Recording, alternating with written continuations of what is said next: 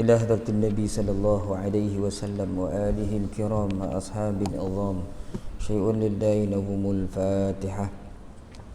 أعوذ بالله من الشيطان الرجيم. بسم الله الرحمن الرحيم. الحمد لله رب العالمين الرحمن الرحيم مالك يوم الدين إياك نعبد وإياك نستعين اهدنا الصراط المستقيم صراط الذين أنعمت عليهم غير المغضوب عليهم ولا الضالين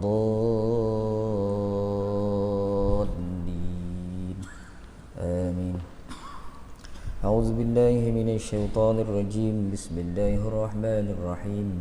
الحمد لله رب العالمين والصلاة والسلام على أشرف الأنبياء والمرسلين وعلى آله وأصحابه أجمعين. اللهم يا عليم علمنا من علمك ما ترضى به عنا ولا تؤاخذنا بما تعلمه منا. يا عليم خلقنا بخلق العلم وحققنا بحقائق العلم. رب اشرح لنا صدورنا ويسر لنا أمورنا واحلل عقدة من ألسنتنا يفقه أقوالنا والحمد لله رب العالمين.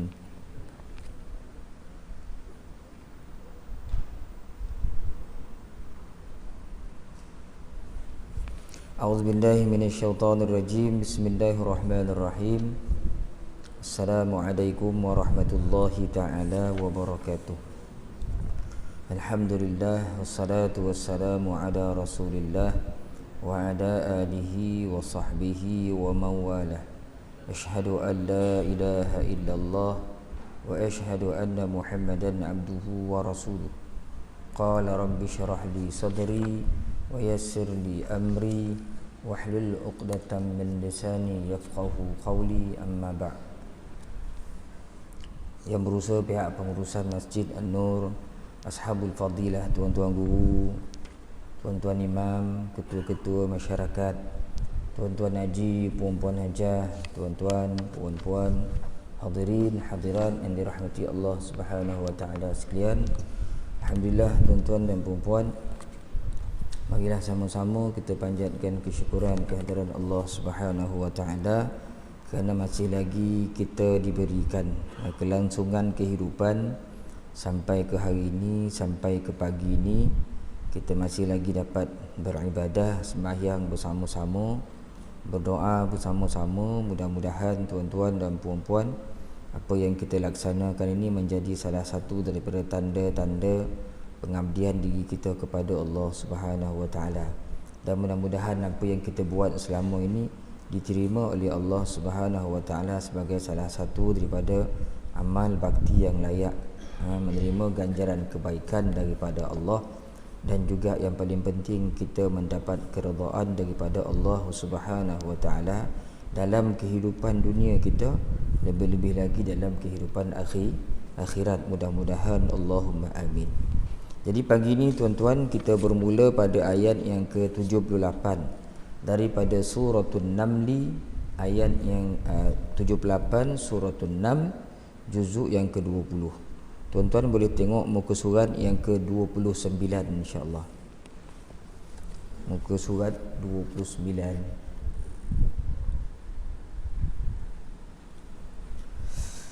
A'udzu billahi minasy syaithanir rajim. Bismillahirrahmanirrahim. Inna rabbaka yaqdi bainahum bihukmihi wa huwal azizul alim. Fatawakkal 'alallahi innaka 'alal haqqil mubin. Innaka la tusmi'ul mauta wa la tusmi'us summa ad-du'a idza wallaw mudbirin. Wa ma anta bihadil 'umyi 'an dhalalatihim in tusmi'u illa man yu'minu bi ayatina fahum muslimun. وإذا وقع القول عليهم أخرجنا لهم دابة من الأرض تكلمهم أن الناس كانوا بآياتنا لا يوقنون ويوم نحشر من كل أمة فوجا ممن يكذب بآياتنا فهم يوزعون حتى إذا جاءوا قال أكذبتم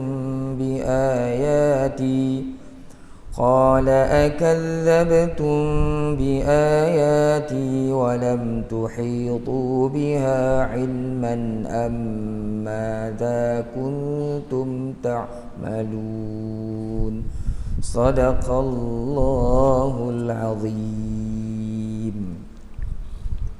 Inna rabbak, inna semua nun yang bersabdu dalam Al-Quran hukumnya wajibul gunnah. Kita wajib dengungkan qadar 2 harakat. Inna rabbaka yaqdi, qaf mati, qalqalah. Tengah-tengah bacaan, tengah-tengah ayat macam ni qalqalah sughra lah. Kita bunyikanlah bunyi detakkan suara tu. Tak payahlah kita nak kuat sangat macam duduk di ujung ayat tu. Yaqa, ada bunyi dia. Yaqdi bainahum, mim mati bertemu dengan ba. Ikhfa syafawi. Satu lagi ikhfa hakiki. Ikhfa hakiki dalam bahagian nun mati dan tanwin. Ikhfa syafawi dalam bahagian mim mati. Itu hukum asas kan. Dalam tajwid ni ada 2 hukum asas, mim mati dengan bahagian nun mati dan tanwin.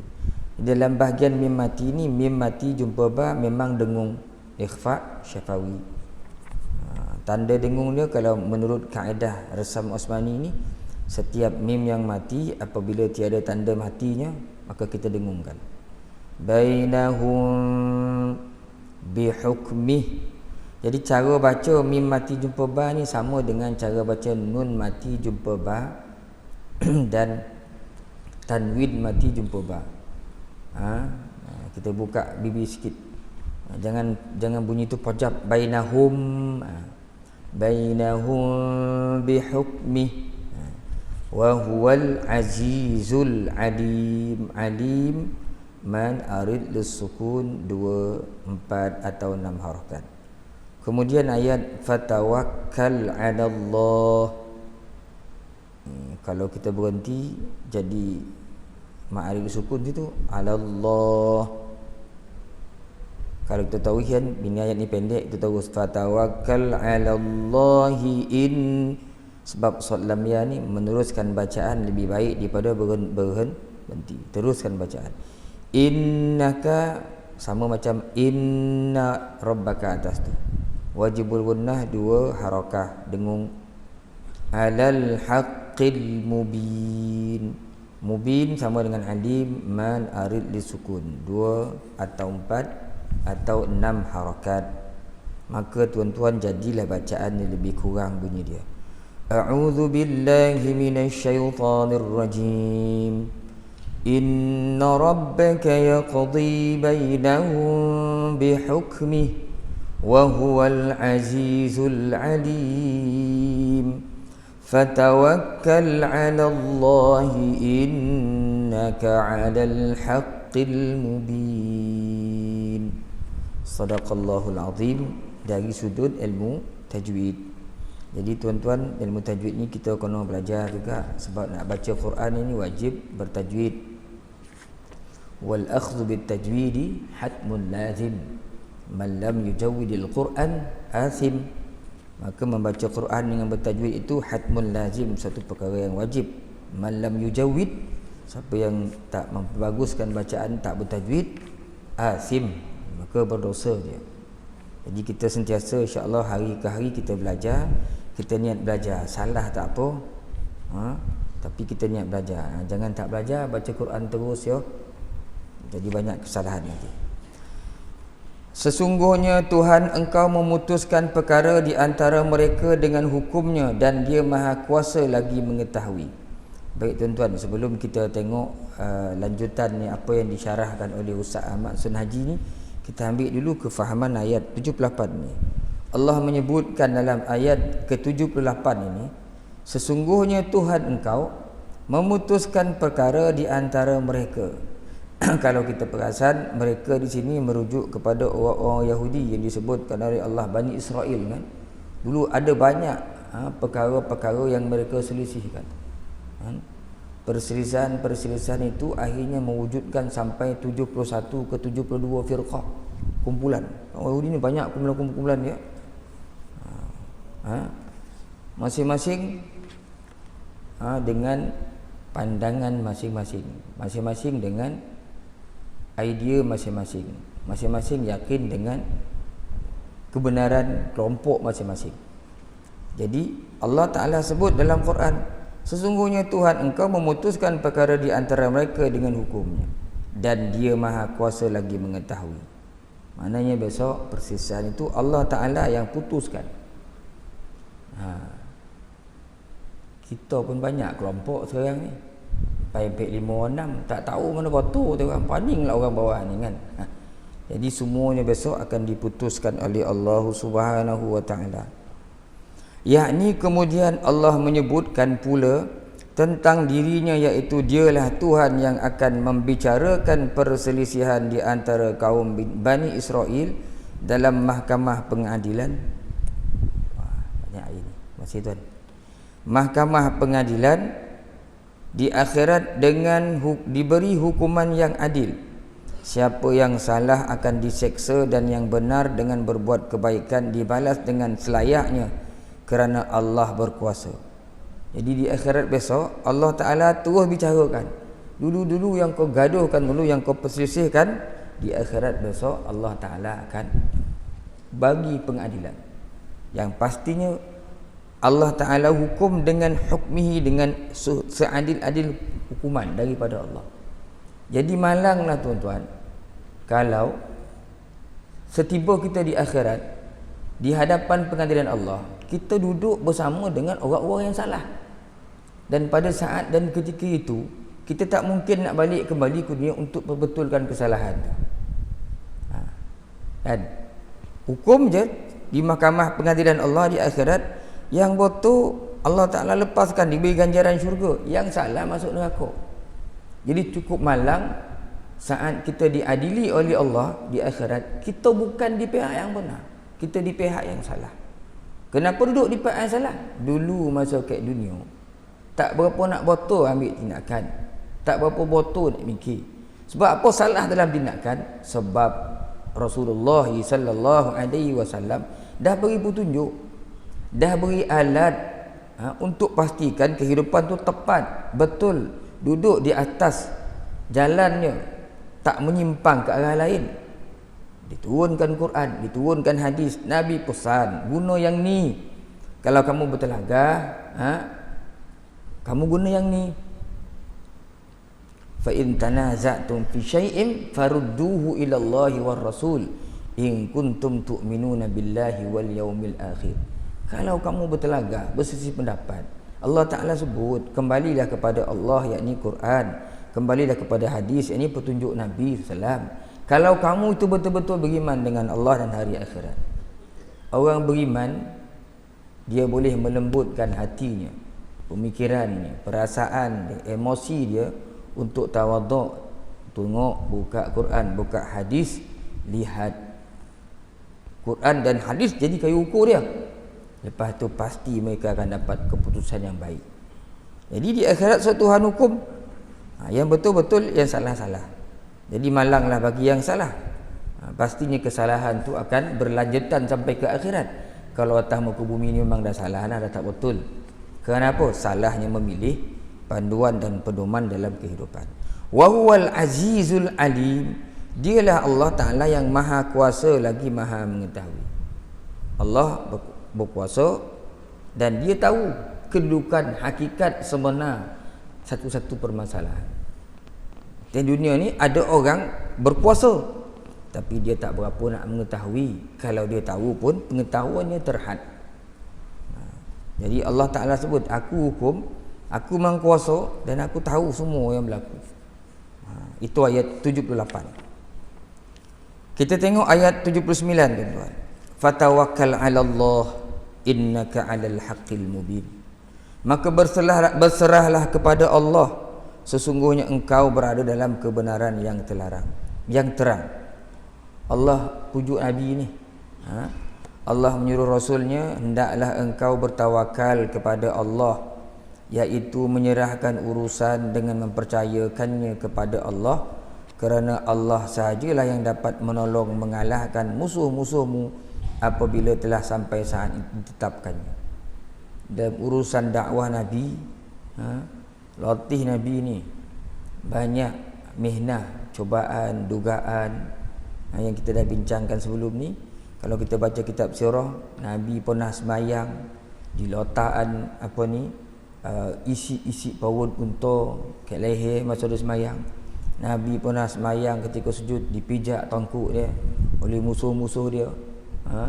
Nabi pernah pergi ke Taif dalam tempoh jarak 3 batu. Nabi dibaling dengan batu, habis berdarah-darah sampai darah mengalir ke kasut, ke selipar Nabi. Terpaksa Zaid bin Harisah lindungi Nabi sampai dapat bersembunyi. Kalau tomahan cacian ni tak payah cakap lah, susah Nabi. Banyak cubaan.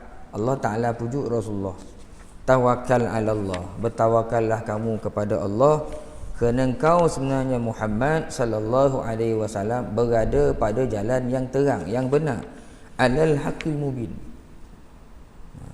Orang kalau dia betul, tak payah nak risau-risau. Kalau kita rasa kita benar, tak payah nak risau-risau. Pastilah kebenaran itu bersama dengan pertolongan Allah. Ada pertolongan daripada Allah. Kerana Allah sajalah yang dapat menolong mengalahkan musuh-musuhmu apabila telah sampai saat yang ditetapkannya. Jadi bila kita ada urusan, ada masalah, ada apa-apa pun, serahlah pada Allah Ta'ala. Kerana di sisi Allah lah kesudahan yang baik, kan?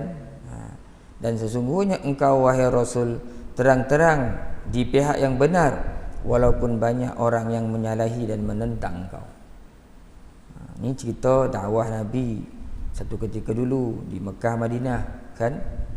Ada kalanya Nabi rasa sungguh manusia, walaupun dia Nabi, dia tetap manusia, ada perasaan macam kita, ada rasa sakit, ada rasa lenguh, ada rasa letih. Allah Ta'ala suruh serahkanlah ya Muhammad kepada Allah, kamu kerana kamu benar-benar di jalan yang benar. So kalau orang atas muka bumi ni dia memang ikut jalan Nabi tu, dia ikut jalan Rasul tu, jalan yang telah Rasulullah tempuh, diwarisi oleh sahabat-sahabatnya, para tabi'in, dengan ditinggalkan kepada para ulama, kemudian kita mengikut jalan itu, kita sebenarnya berada di atas jalan yang benar. So janganlah risau-risau, serahkan pada Allah. Satu ketika bila Allah Ta'ala nak berikan pertolongan, sampai saatnya dia akan berikan pertolongan pada orang yang menjunjung agama ini di atas kepala. Jadi kita orang beriman, orang Islam ni tuan, apa-apa yang kita nak buat pun, agama di hadapan kita. Bukannya perasaan, bukannya kepentingan diri kita, bukan apa-apa. Letakkanlah agama di hadapan kita. Kerana agama ni Tuhan turunkan untuk jadi panduan, bimbingan. Jadi bimbingan ni tak boleh duduk panduan, pedoman ni tak boleh duduk belakang. Itu dan jadi makna orang mengikut. Bila kata panduan, pedoman, dia mesti duduk depan, kita ikut dia. Jadi jadikan Quran, jadikan hadis, agama ni sebenarnya mesti dituruti. Kalau tidak, nanti kita akan jadi orang yang telah mati sebelum tiba ajalnya. Kemudian ayat 80. Bismillahirrahmanirrahim.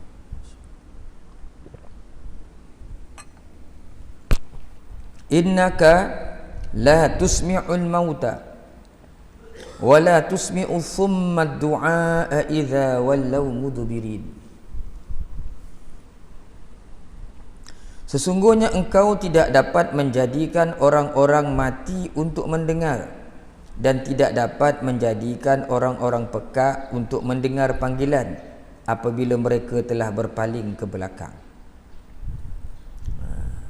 Allah membayangkan kepada Rasulnya bahawa kaumnya tidak ada harapan mahu beriman dan tak mahu menerima agama Islam. Oleh sebab itu dijelaskannya bahawasanya engkau wahai Muhammad tidak berdaya untuk menerangkan perkara yang hak dan yang benar kepada orang yang mati, yakni mati hatinya, dan yang pekak pula pendengarannya. Jadi tuan-tuan, ayat 80 ni sebenarnya nak beritahu kepada Rasulullah SAW, Rasulullah ni kerja dia sampai ke dia. Nak beri petunjuk tu bukan urusan Nabi Muhammad SAW. Jadi Allah Ta'ala beritahu Rasulullah, kaumnya itu seolah-olah macam orang yang dah mati dan orang yang pekak. Sebab apa? Tak nak dengar cakap. Orang kalau dah mati, terbujur, tolong pergi dapur ambil air, tak bangun dia dah, dia dah mati. Jadi orang mati tak dengar. Sama juga orang pekak, dia suruh, dia boleh tak tahu ya, kerana dia tidak mendengar. Jadi Allah Ta'ala umpamakan orang-orang kaum Nabi Muhammad sallallahu alaihi wasallam satu ketika dulu, orang yang telah mati hatinya. Bukan mati jasad ni sebenarnya ni, hati mati, tak mahu mendengar seruan-seruan iman, seruan kepada jalan kebaikan. Di sini bukan mati jasad ya, tapi mati hatinya, sehingga seruan-seruan ke arah kebenaran yang Nabi bawa, mengajak mereka mentauhidkan Allah, tak didengar, tak mau ikut kerana hati mereka telah mati. Mereka disifatkan sebagai orang-orang yang telah mati kerana Allah telah mencap hatinya dan menutup pendengarannya sehingga tidak dapat lagi untuk menerima kebenaran. Maka orang yang mati tentulah tidak dapat dia mendengar seruan dan panggilan, apalagi memahaminya. Jadi seperti orang yang mati jasadnya tak boleh mendengar seruan, begitu juga orang yang mati hatinya tak boleh mendengar seruan iman. Itu lagi parah kan. Jadi orang yang mati hatinya memang sukar untuk ditarik kepada jalan kebenaran. Orang yang mati hati serupalah atas muka bumi ni. Orang yang mati hati memang susah nak ditarik ke agama ni, memang payah. Nak pula dah lama bertahun-tahun tak pernah ngikut panduan agama, membesar dalam keadaan beragama Islam, tetapi cara hidupnya, bahkan didikan awal didikannya tak pernah dia perkenalkan kepada agama, maka orang ini akan jadi orang yang mati sebelum matinya. Maksudnya mati hati dia, susah untuk diperbaiki. Sebab itulah awal-awal lagi Islam ni suruh kita ni didik sajak pada kecil. Orang Melayu pun sebut melentur buluh biarlah daripada rebungnya. Ada orang marah tak boleh lontur rebung Ustaz. Rebung ni mudah patah. Nak melontur ni masa dah tua baru boleh lontur tu dia. Masa tua kok lontur kan patah riak. Lontur masa rebung ni bentuk perlahan dia akan ikut acuan. Anak pun macam tu kan. Daripada kecil lagi cucu kita dah bagi dia pakai seluar panjang, dia rimeh dia pakai seluar panjang. Besok bila dia besar, dia sendiri bila pakai seluar kontot dia rasa malu rasa adik tengok tadi dia. Kita daripada kecil bagi dia seluar pendek, dia besar sampai dia dah 5 dah 6 dia pakai seluar pendek ya. Bila dia pakai seluar panjang dia rasa ganjil pula. Seluar ni tak sama macam orang tadi dia. Sama juga budak-budak anak cucu kita yang perempuan pakai tudung. Janganlah kau azab budak ni ustaz, kecil lagi dah dirimeh-rimehan dia tadi dia. Dia kata istilah dirimeh-rimehan cucu tu. Bagi dia pakai tudung tu rimeh. Itu akal kau akan tuan pakai tudung ni rimeh. Saya tak ada khabar rimeh dah. So kok kena bakalan bakal lagi rimeh. Kan? Biar dia rimeh lu kecil-kecil lu. Besok dia dah tua, dah besar sikit, tak ada rimeh. Dia sendiri nak keluar, dia capai tudung. Masa kecil-kecil kita heret dia ke masjid surau. Bila kita meninggal, dia sendiri nampak masjid surau. Ini dulu ayah buat ni, atuk buat. Masa kecil-kecil kita dah bagi tangannya bawa ke tabung masjid, bawa ke orang susah. Besok dia besar, dia sendiri buat. Kerana kita dah lontur daripada kecil. Begitulah seterusnya. Jadi anak ni akan jadi anak, cucu, generasi yang hidup jiwa dia. Yang mendongar cakap orang, yang mendongar seruan orang kepada kebaikan. Sebab kita sediakan untuk itu, tuan-tuan dan puan. Kalau dah besar nak suruh jadi susah. Kan? Dia sebenarnya benda didikan ni, dia bila nama didik, dia tak boleh 2 hari dia, tuan-tuan. Dia tak boleh 2 hari. Kan? Apa yang kita nak pasak tu, dia mesti bermula daripada awal, seawal usia. Batu mengandung dah dengar Quran sampai keluar anak, dirapatkan, didudukkan, didekat dengan benda-benda yang ke arah keagamaan ni. Besok jiwa anak tu ke situ. Itu nama didikan. Tak boleh didik 2 hari 3 hari. Rasulullah sallallahu alaihi wasallam dia nak didik orang Mekah Madinah ni, bukan makan 1 hari, setahun, 23 tahun. Quran pun turun dalam tempoh 23 tahun. Tak boleh ke Allah Ta'ala nak bagi orang jadi beriman dalam tempoh 1 hari? Turun Quran, pling, tu jadi baik semua. Boleh. Tapi manusia dia melalui proses. Nak bagi tahu, kau ni tak macam aku. Kata Allah, Allah Ta'ala sebut, kau ni tak macam aku. Seolah nak bagi tahu, kau manusia tak macam aku. Makana ma sya'allahu kana wa ma lam yasha' lam yakun. Apa yang Tuhan nak, dia pasti jadi. Apa yang dia tak nak, tak jadi.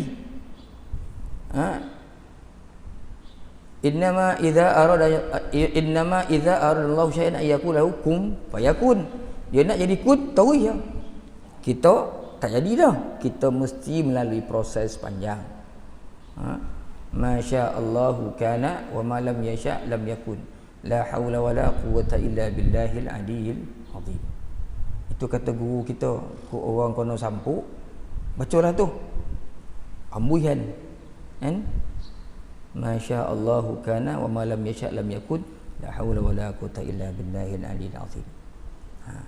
Panjang proses 23 tahun baru betul. Nak bayang kita, begitulah kita dengan anak kita, dengan cucu kita, tuan-tuan dan perempuan. Proses dia cukup panjang, cukup lama nak bentuk dia. Sampai orang ini kata apa istilah istilah moden ni, mesti didoktrinkan. Doktrin masuk jadi letaklah makan tu ni benda. Sampai besok akhir pakai tu. Macam anak kita hari ni lah, dia telah didoktrinkan. Datang ke K-pop lu, seluar mesti kocik-kocik. Pakai seluar kocik. Sampai seluar kamu ini pun seluar semua kocik-kocik, alu-alu je kating ni. Puih kita khabar kau seluar. Itu seluar kita lu yang macam zaman bol betom dulu, panjang lebar dulu bawah. Budak hari ni suruh pakai, tolak dia apa seluar ni, ya Allah, kelakar dia. Puih lah kita khabar seluar ni lebar sikit, dak sekolah. Dia kocik juga. Baik sekolah menengah, baik sekolah agama. Kita mandang, Allah sian dia tengok budak ni. Cacat 4 hati. Dah lah kurui pakai seluar kocik pula. Dia lah ngolak kita, sian tengok cik ni seluar, ya Allah, basah termotung. Ular seekor boleh bersarak dalam seluar tu. Tak tahu siapa betul. Yang penting ngikut syariat. Dah memang macam tu zaman dia. Pergi seluar, beli seluar. Macam tu lah passion ni. Kan? Kita jadi pening. Kita zaman 60-an, 70-an, semua seluar besar bawah. Dia seluar kecilnya. Kita suruh ikut, dia tak mau ikut juga. Kita khabar menutup aurat yang tepat, bukan sekadar tutup aurat ni, tapi jangan sampai nampak bentuk tubuh badan. Jadi anak-anak kita ni susah. Dia telah didoktrinkan, passion lagi ni. Pergi mana tukang jahit pun jam itulah bentuk kan. Jadi susah kita. Jadi susah kita, tuan-tuan. Tak mengikut hukum sudah. Jadi didik mesti daripada kecil. Jadi Allah Ta'ala dah tutup pendengaran kaum ni sehingga tidak dapat lagi untuk menerima kebenaran. maka orang yang mati tentulah tidak dapat mendengar seruan dan panggilan apalagi memahaminya. Tentulah sukar untuk memberi faham kepada orang yang mati dan orang yang peka. Lebih-lebih lagi tidak ada harapan untuk memberi faham supaya mahu menerima seruan agama kepada orang yang berpaling, tidak ambil pusing dan tidak mempunyai minat langsung kepada agama. Memang susah. Orang tak minat ke agama, macam mana Nabi nak suruh? Orang-orang yang beginilah dianggap sudah mati dan peka walaupun sebenarnya dia masih hidup dan bernyawa serta masih mempunyai pendengaran. Kita faham. Orang yang tak nak ikut agama ni, orang ini disifatkan sebagai orang yang telah mati dan peka. Mati hatinya dan peka, buta orang ni. Tu sebab tuan-tuan, generasi ni, orang anak ni, manusia ni dia bentuk daripada kecil lagi. Kan? Alangkah baiknya semua orang berperanan sebegitu. Anak-anak, cucu-cucu semua dibawa kepada agama. Akhirnya mereka faham. Kalau mereka jadi jutawan yang faham agama, jadi jurutera yang faham agama. Jadi apa pun keutamaan ni letak agama dulu. Itu sepatutnya. Barulah membosanti anak-anak ni. Saya ada seorang kawan kontraktor besar kat Kerumpur. Syarikat ada kek Johor baru, ada sini. Hidup lagi tuan. Masa saya nak pergi Mosi tu, siap tanya saya kan, nak bantu kita semua memang baguslah. Kalau di tahfiz saya dulu bila nak buat majlis dia tak ada pernah tengok apa yang dia bagi, muat macam tu. Asalnya orang biasa minat agama, tapi ayah nak jadikan dia seorang jurutera. Kau tak jadi kontraktor besar. Jadi dia pergi sampai luar negara dia belajar. Saya tanya, sebab apa saya tanya tu, macam mana tuan ni jurutera, kontraktor besar ni, pergi baca Quran lebih baik daripada ustaz lagi, tak macam kontraktor bah. Saya dulu ustaz, saya minat ni benda agama ni, saya nak ngapal macam ustaz, tapi ayah saya nak suruh sini. Dia dah bagi saya agama cukup, semayang itu ni saya faham. Saya ikut dengan dia sebab hasrat ayah saya, omak saya. Dia dah bagi agama, omak nak seorang jadi macam ni, ayah nak jadi macam ni. Sampai luar negara saya belajar. Saya ikut arahan ayah saya. Alhamdulillah, berkat ikut didikan dia, saya balik. Jadi saya sambung balik apa yang saya minat. Dalam keadaan saya tahu dah, abah saya tengok, saya semayang, saya puasa, saya semua faham. Yang lain okey lah. Tapi minat saya ni ke Quran ni tak berhenti. Jadi dia selalu berkawan dengan pelajar-pelajar hafiz Quran ni. Sampai kawan saya nak bertunang ke Johor, dia bagi kereta sebiji. Mana nak bertunang Syekh, tunang nak bawa motor kau, takkan bertunang nak naik kereta orang. Kau bawa kereta BM sini, nampaklah gagah sikit dia. Padahal kita pinjam dia, nak tunjuk bagus. Bawa kereta sini. Kawan ni pun bawa dapat lesen, terkial-kial dia. Dah okey dah ni jalan depan kau dia tahu rumah tunangnya, barulah bawa kereta nampak kan tak jauh kan berlanggar pula kereta orang. Macam tu benar, dia baca Quran lebih cantik daripada kawan-kawan, sebahagian kawan-kawan kita yang ambil hafiz Quran. Tu orang yang duduk kecil, dia memang ayah memang dah didik baca Quran. Tengok dia baca tu dah tahu dah ini lancar tu lain macam. Ini orang dah bertahun baca Quran. Akhirnya dia minat, dia bersama kita, akhirnya dia masih lagi kontraktor. Jadi kesimpulan nak beritahu tuan, anak ni awal-awal agama terapkan tu, lepas tu tuan nak channel dia ke mana, bawa lah. Tu yang KPM, Kementerian Pendidikan buat tahfiz tu, sebab ambil kira orang dulu-dulu. Antara sebab antara mungkin pegawai-pegawai kita di BPI berjaya meyakinkan orang-orang duduk di atas ni dalam bahagian pendidikan ni, apa pentingnya mengadakan kelas-kelas tahfiz di sekolah-sekolah. Sebab sebahagian daripada umat Islam sendiri mengatakan tak perlu tahfiz ni, nak disusahkan budak ni mengajar. Kita kena ikut peredaran zaman, keperluan hari ni, bukan mengapal tu dia. Ada yang cakap macam tu. Tapi pegawai-pegawai kita, orang-orang yang nak kelas tahfiz ni berjaya meyakinkan orang dulu-dulu membesar mula-mula sekali Quran lah. Tuan tengok imam-imam yang 4 baca Quran. Kita pun kecil-kecil, omak kita ajar pergi hantar ngaji Quran, supaya dilembutkan jiwa dengan Quran. Ulama membesar dengan Quran, menghafal Quran. seusia seawal usia 10 tahun. Orang ni dah jadi bila membesar, jadi apa pun jiwa dia suci, jiwa dia bersih, jiwa dia telah diserami dengan tilawah bacaan-bacaan Quran. Dia jadi apa pun ke atas besok, dia tetap dengan agama dia. Jiwa dia lembut. Itu yang nak dibuat. Itu yang nak cuba diterapkan dalam kehidupan serba moden hari ni, yang orang yang nampaknya telah melarikan diri daripada agama. Kan? Masuk juga tahfiz ni. Walaupun susah, tapi kita yakin Quran ini akan melembutkan jiwa generasi akan datang dengan Quran. Sebab itulah Kementerian Pendidikan buat kelas-kelas tahfiz ni, supaya nak itu pun banyak cubaannya. Ada anak-anak kita yang lari tak nak dia ngapal dah, keluar dia, kan? Padahal kalau dia yakin dengan jalan itu, yang dia pilih itu pasti besar kebaikannya. Jadi orang yang tinggalkan agama memang mati hatinya, seperti mana yang disebutkan oleh ayat ini, dalam ayat ini. Sebaliknya pula tidak selamanya orang-orang yang benar telah mati itu tidak dapat mendengar.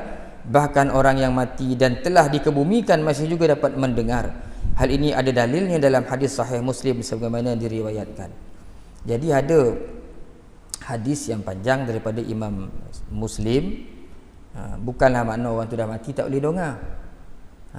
Kan dalam ayat wala tahsabanna alladhina qutilu fi sabilillahi amwata bal ahya'un inda rabbihim yurzaqun.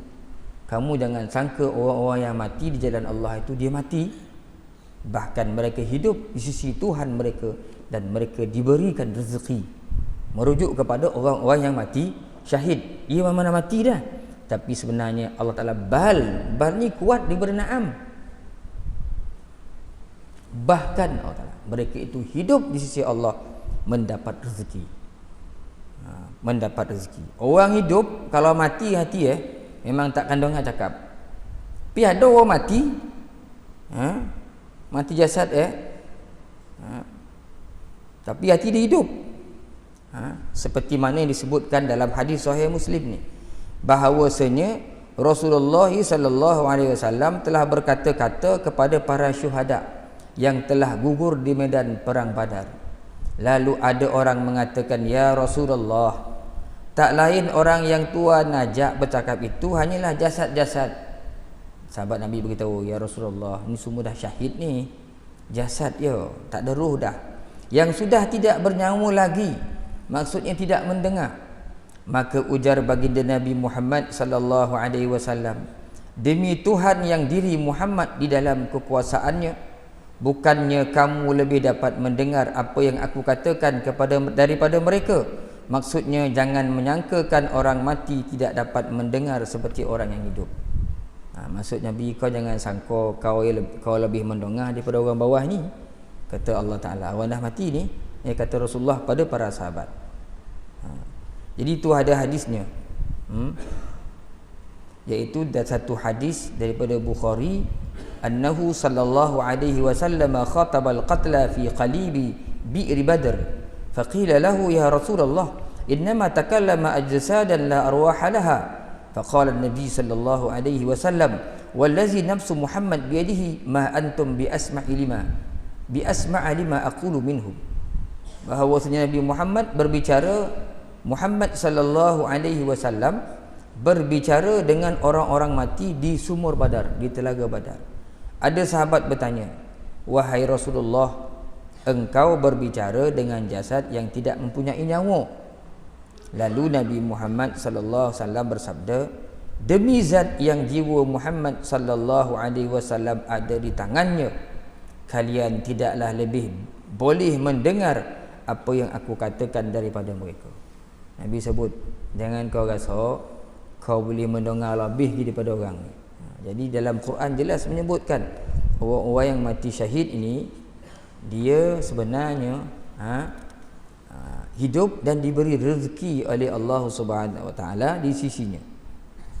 Jadi ayat ni, innaka la tusmi'ul mauta ni nak cerita apa sebenarnya? Cerita keadaan orang Quraisy kaum Muhammad sallallahu alaihi wasallam yang telah mati hatinya tetapi masih lagi jasad, hidup jasadnya, tapi hati yang tidak diserami dengan agama, kefahaman agama, keyakinan kepada Allah menjadikan dia keras dan sukar untuk diajak ke jalan yang benar.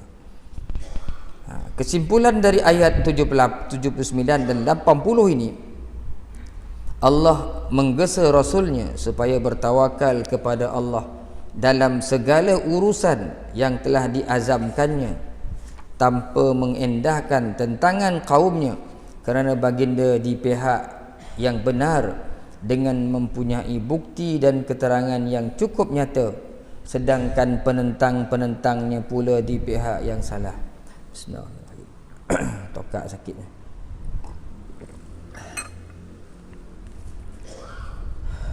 Dan Allah pasti menyokong untuk mengalahkan musuh-musuhnya. Oleh sebab itu, janganlah menginginkan lagi agar mereka, iaitu orang-orang musyrik itu, mahu diberi pimpinan dan petunjuk, kerana mereka terang-terang seperti orang yang mati dan pekak, tak akan mahu menyahut seruan apalagi menerima kebenaran. Jadi ayat 79, 80, Allah Ta'ala pujuk Nabi, ya, wahai Muhammad, kau dah jalankan urusan kau, dah jalankan perintah aku, dah berusaha sungguh-sungguh. Rasulullah dah hantar surat ke semua kerajaan sekitar Madinah, dah pergi ke Taif, pergi ke sini, ajak semua kaum ketuanya. Allah Ta'ala pujuk Nabi, bertawakallah kamu wahai Muhammad terhadap penentangan mereka itu. Kau ni benar sebenarnya. Orang yang dah mati hatinya, akan sukar untuk menerima hidayah Allah. Jadi sampaikan sajalah, selebihnya pulangkanlah kepada Allah Subhanahu wa Ta'ala. Itu jugalah yang sebenarnya yang Allah Subhanahu wa Ta'ala nak sampaikan kepada kita semua. Tugas dakwah, tugas menyeru kepada kebaikan, tugas bawa orang kepada jalan yang benar, ni bukan tugas Nabi seorang-seorang. Nabi sampaikan kepada kita, dan kita ni adalah khalifah dalam muka bumi ni. Allah Ta'ala nak bumi ni subur dengan kebaikan. Sebab itu diberi galakan, nama dia pahala. Dan Allah Ta'ala nak semua kejahatan dibenteras. Jangan bagi merebak dalam muka bumi ni, supaya semua orang jadi baik, jadi buat kebaikan, dapat ganjaran pahala, akhirnya dapat masuk syurga. Jadi Allah Ta'ala suruh benteras, dibagi, ditangkutkan kita dengan dosa. Kalau mengumpul dosa banyak, nanti masuk neraka. Sebab itu Allah Ta'ala bagi gitu buat. Tapi akhirnya bila kita dah usaha-usaha, dah sungguh-sungguh, serahkanlah semuanya kepada Allah Subhanahu wa Ta'ala. Dialah saja yang akan menghukum nanti, menentukan segala-galanya. Kita pun macam tu, ngajak-ngajak orang tak mau ikut, ngajak-ngajak orang tak mau ikut. Lagi malang pula yang tak mau ikut tu adik-beradik kita, saudara-mara kita. Dah berapa kali kita khabar kat dia, semayang kau, semayang, tak semayang tu susah, besok dijerah adik malaikat Zabaniyah ke neraka Sakar. Alah, tak apa dah, besok semayang, muda lagi kita, dia orang susah kita. Serahan pada Allah Subhanahu wa Ta'ala. Janganlah kita jadi gundah gulana sampai kita jadi sakit-sakit pula, tuan-tuan. Yang penting kita tak boleh tinggalkan menyuruh orang kepada kebaikan berdasarkan kemampuan kita. Dalam keluarga kita yang kecil, jabat kita, sekolah kita, di mana, di kampung kita, di daerah kita, itu kerja semua umat Islam. Sebab kita semua adalah orang yang diberikan amanah untuk mentadbir, memakmurkan bumi ini, tuan-tuan dan puan. Jadi semua orang mesti buat kerja ikut skop kemampuan masing-masing. Ikut skop kemampuan masing-masing. Dia tak nak ikut, nak buat macam mana? Jadi kalau kita dalam keluarga, paling kurang keluarga dalam keluarga kita, usahalah sebaik mungkin, tuan-tuan. Mudah-mudahan Allah Subhanahu wa Ta'ala memberikan petunjuk dan hidayahnya kepada ahli keluarga kita. Siapa yang tak sayang ahli keluarga kan? Adik-beradik kita, mak saudara kita kan, anak cucu kita. Ni semua kaum kerabat, kita panggil kaum kerabat, yang kita nak hidup dalam muka bumi dalam keadaan yang sihat, sejahtera, di akhirat lebih-lebih lagi. Betapa bahagianya kehidupan saat kita kembali dihimpunkan di akhirat besok. Kita melihat kiri kanan ada ayah kita, ada mak kita, adik-beradik kita, semua ada, papak saudara, mak-mak saudara, sepupu sepapat, yang bau-bau bacang, yang bau-bau kontut, semua ada. Kan adik-beradik kita, takkan nak tengok mana seorang ni, tak ada mana ni. Lah kan dia dulu dogi, tak semayang, kena bersihan dulu, tak sedap dongai. Tak sedap dongai. Itu sebab saya suka, tuan, beritahu kita nak yang alung ni, abang-abang ni, kena buat hari keluarga. Family day ni kena buat. Kena buat bawa tu tompek. Kita handle. Jadi alung, jadi abang, kita handle. Kan? Mariang ramai makan, jangan makan bakar ayam ramai sembahyang seorang ni tak jadi. Bakar ayam ramai, bakar lamb chop kambing ramai, sembahyang buat tompek. Abang alung duduk depan. Cakap. Alhamdulillah berkesan tuan-tuan. Ibu tuan-tuan baik. Kadang-kadang malu. Tak wati nak cakap. Jangan. Dia alung ni dia kena berani kan. Duduk kat depan cakap. Mungkin bawa kat janda baik. Sekarang janganlah janda baik selalu banjir lah. Itu hari saya pergi tak payah balik saya. Saya baik lepas keluar. Kawan saya tinggal kereta kat situ. Seminggu pun boleh ambil. Dah jalan tak boleh masuk. Kita cari janda yang tak baik lah lepas ni. Janda baik dah tak baik dah. Dah banyak utuh-utuh. Cari tompek. Berkesan tuan-tuan. Jangan bawa mall itu mengoreh hati. Bawa lamutan mana-mana yang elok sikit. Taman negara kau kan. Mayang ramai. Alung cakap pelan-pelan. Sentuh tuan-tuan. Bila kita duduk kat rumah cakap kau ni. Alung tengok kau ni. Bila kau nak semayang ni. Adik tu nanti Alung belum sampai seruan lagi tadi kan. Kat rumah dia dah biasa orang itu. Dia suasana ni tuan-tuan dia tak membantu. Kita perlu suasana yo. Kan tu sebab orang-orang apa ni motivator ni yang pandai-pandai ni dia pergi sekolah kalau dia cakap dia tak jadi. Dia bawa lagu-lagu sikit. Lagu tu anak kita biasa dengar.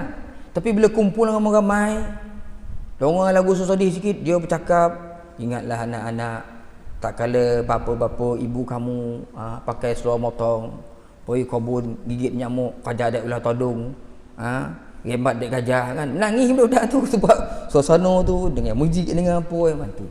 Kita pun tuan bawa keluarga kita pergi mana-mana kebun kau, pergi mana tautan kau kan.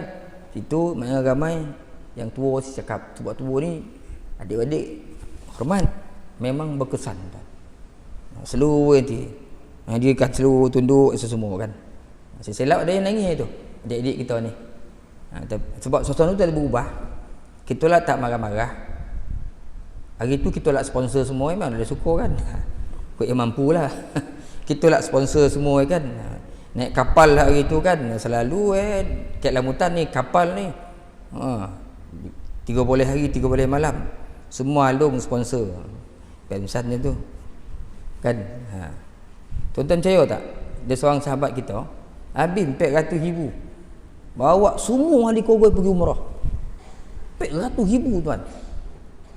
Kita kok 3-4 orang boleh lagi lah 20-30,000. Kalau 400,000 tu mikir dulu 400,000 tu dalam lama dia 2 orang yang pergi dengan bini dia bawa semua ahli keluarga di Mekah lagi pula tuan-tuan. Kok ke Mekah cakap, ke Madinah cakap tempat berkat,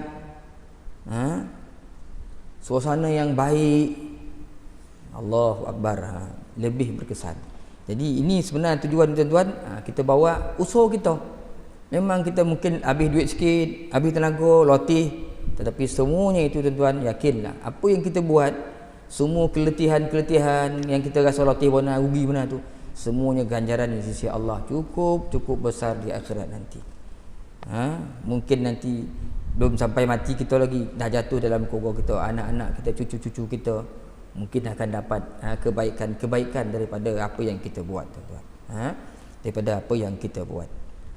Dan akhir sekali tuan-tuan ayat 81, wa ma anta, sampai ayat akhir ni, dan tidak pula engkau dapat menunjukkan jalan kepada orang-orang yang buta hatinya dari kesesatan mereka. Tak lain yang dapat engkau ajak mendengarkan pengajaran hanyalah siapa yang percaya dengan keterangan-keterangan kami Allah, sedangkan mereka itu beragama Islam. Yakni selanjutnya Allah menguatkan kenyataannya kepada Rasulnya, jangan mengharap-harapkan lagi agar kaummu yang kufur itu mahu beriman, kerana engkau wahai Rasul tidak dapat menunjukkan jalan yang selamat kepada orang yang sudah buta mata hatinya, sebab mereka telah memilih jalan yang sesat, iaitu Allah telah mentakdirkan mereka buta, tidak dapat melihat serta mengenal perkara yang hak dan yang telah engkau bawakan kepada mereka, kecuali yang dapat menyahut seruanmu ialah orang yang dapat mendengarkan keterangan dan pengajaran yang engkau suruhkan kepada mereka, iaitu orang-orang yang beriman serta percaya akan kebenarannya, dan di samping itu pula mahu menerima Islam sebagai agama mereka, serta tunduk untuk melaksanakan peraturannya dan patuh untuk mengamalkannya. Ini kesudahan daripada kisah ni, dakwah Nabi ni. Allah Ta'ala sebut kepada Rasulullah sallallahu alaihi wasallam, cukuplah wahai Muhammad, janganlah kau harapkan lagi kaum kau yang musyrik tu. Tak dengar dah, hati dah mati. Mereka telah memilih jalan yang sesat. Yang akan dengar, yang akan ikut cakap kau ni adalah orang-orang yang beriman. May yu'minu bi ayatina fahum muslimun, dan orang-orang yang telah benar-benar menyerahkan dirinya kepada Allah Subhanahu wa taala, beragama Islam. Itu sebab tuan-tuan, malanglah kita kalau kita ada anak cucu daripada kecil lagi, kita tak didik dia, besok dia tersalah masuk jalan, akhirnya dia sesat. Dalam keadaan dia rasa dia beruntung. Biarlah kita masuk jalan yang kita benar walaupun kita susah. Jalan tu jalan benar walaupun susah, tapi tu jalan yang betul. Jangan masuk jalan salah, dia rasa beruntung pula duduk kat situ, rasa seronok dia. Rasa seronok dia, padahal keseronokan, kesenangan yang dia diterima tu adalah merupakan sesuatu yang akan menjerumuskan dia dalam neraka Allah. Jadi biarlah kita susah atas muka bumi ni, dalam usaha-usaha kita, tapi kita tetap berada di jalan yang benar, jalan yang dikehendaki Allah Ta'ala kita berada di situ.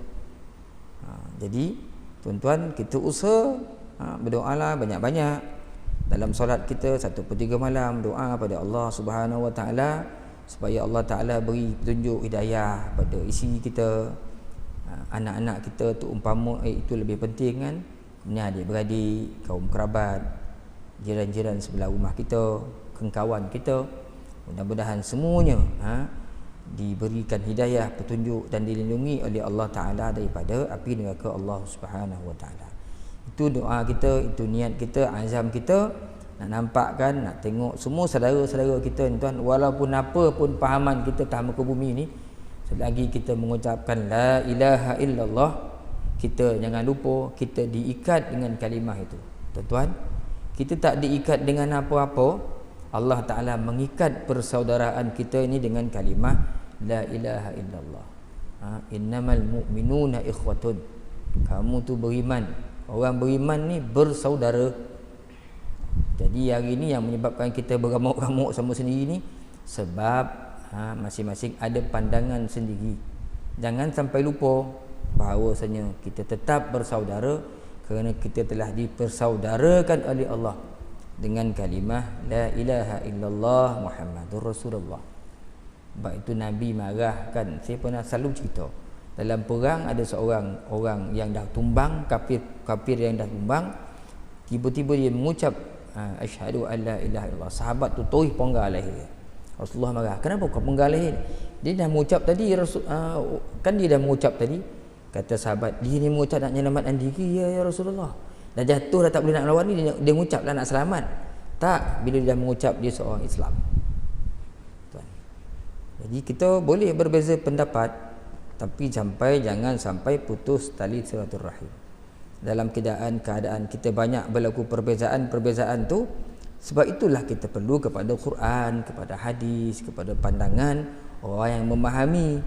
Sebab kalau kita berkeras dengan pandangan kita yang tak disuluh oleh mana-mana petunjuk daripada Allah, daripada Rasul, susahlah kita payah nak dengar. Sebab itu duduk semeja, buka Quran, buka hadis, insya-Allah. Itulah yang dikehendaki oleh Allah.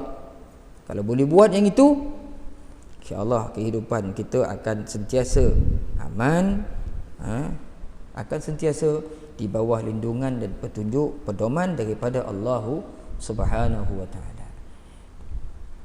Tak cerdiklah kita dalam keadaan kita tahu ketika gelap, benda yang kita nak bukan cangkul tapi lampu suluh. Kok gelap nak jalan, akal kita dah beritahu dah, bang, kalau nak berjalan dalam gelap dibagi 2 bondo, abang ambil lampu suluh. Akal kita beritahu, sebab gelap ni dia nak cahaya. Kita pula gelap, kita pergi ambil cangku. Kan senang tobeh-tobeh kot musuh depan pun meragau jalan. Jadi tak cerdiklah kalau dah nak jalan gelap ambil cangku. Ambillah lampu. Macam itulah maksud saya. Hidup ni kita ada masalah, Akal kita dah beritahu, tak ada bondo yang boleh menyelesaikan masalah hidup kita ni, melainkan Quran hadis. Keputusan ni adalah tepat. Akal kita pun beritahu. Maka tak ceradiklah kalau kita tinggalkan Quran dengan hadis tu, ambil bondo lain pula untuk menyelesaikan masalah kita. Dalam keadaan kita faham, tak pek selesai ni tak. Kalau yakin pada benda selain Quran dan hadis tu jadi masalah lain. Jadi ada banyak kelompok manusia atas muka bumi ni. Ada yang faham Quran hadis ni memang boleh menyelesaikan masalah, dia jadikan sungguh-sungguh. Ini orang beruntung. Ada orang yang yakin juga Quran hadis boleh menyelesaikan masalah, tapi dia buat masalah, dia tak nak ikut. Masalah orang ni, dia yang buat masalah. Tak payahlah dah, ini dah tinggal ni. Hati tu, hati kocik kata ini yang penting, tapi dia tak nak ikut juga. Orang ni buat masalah. Orang ni buat masalah. Yang pertama tu tak ada masalah dah. Dia yakin Quran, dia yakin hadis, dia ikut. Orang ni memang tak ada masalah dalam kehidupan dunia dan kehidupan akhirat dia. Ada kelompok kedua, dia yakin Quran hadis itu yang boleh menyelesaikan masalah manusia. Sebab Quran hadis daripada Allah, daripada Rasulullah. Dia yakin tu. Dia pun tak nak ikut. Orang ni buat masalah orang ni. Ke dunia ke akhirat. Ada nombor 3, tak tahu langsung dari Quran hadis. Yang ni bermasalah. Orang ni bermasalah besar. Sampai ke akhirat sampai susah bang. Jadi tuan-tuan nak selamat, ini ada Quran dengan hadis Nabi Muhammad sallallahu alaihi wasallam. Aqulu qawli hadza astaghfirullah li wa lakum. Assalamualaikum warahmatullahi taala wabarakatuh. Kita berhenti kat sini tuan-tuan. Mohon ampun, mohon maaf kalau ada kasar bahasa. Tak ada tujuan lain sebenarnya untuk sama-sama kita faham maksud ayat. Mudah-mudahan terdapat kebaikan. Ada soalan tuan-tuan sebelum berhenti ni. Kalau dapat jawab saya jawab, kalau tak dapat jawab saya hutang dulu. Kok ada lah, biasanya tak ada. Kalau ada pun Cikgu Nordin ni saya selalu tanya, ni dia nampak macam dia diam, tak ada tu dah. Kan kita berhentilah kat sini. Allahu Akbar.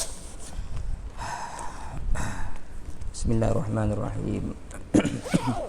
Alhamdulillahi Rabbil Alamin. Wassalatu wassalamu ala ashrafil anbiya wal mursalin wa ala alihi wa ashabihi ajma'in. Allahumma zidna ilman nafi'a warzuqna fahma. Allahumma rzuqna fahman nabiyyin wa hifdhal mursalin birahmatika ya arhamar rahimin. Allahumma ya muqallibal qulub sabbit qulubana ala dinika wa ala ta'atik. Allahumma in dakhala riya'u fi a'malina wa aqwalina wa af'alina wa lam na'lam bihi aw 'alimna tubna anhu wa aslamna wa naqulu la ilaha illallah Muhammadur Rasulullah sallallahu alaihi wasallam. Allahumma rzuq awladana bin najah fi kulli imtihanihim birahmatika ya arhamar rahimin. Allahumma zallil lahum su'ubata amrihim wa sahhil alaihim mashaqqata darasatihim warzuqhum minal khairi akthara mimma natlub wasrif anhum kulla syarrin innaka ala kulli syai'in qadir walhamdulillahi rabbil alamin. Tasbih kafarah dan suratul Asr. Subhanakallah bihamdik asyhadu an la ilaha illa anta astaghfiruka wa atubu ilaik. Subhanakallah bihamdik asyhadu an la ilaha illa anta astaghfiruka wa atubu ilaik. Subhanakallah bihamdik asyhadu an la ilaha illa anta astaghfiruka wa atubu ilaik. Bismillahirrahmanirrahim. Wal 'ashr innal insana lafi khusr illa alladhina amanu wa 'amilus solihat wa tawasaw bil haqq wa tawasaw bis sabr. Wallahu a'lam bisawab. Bismillahirrahmanirrahim.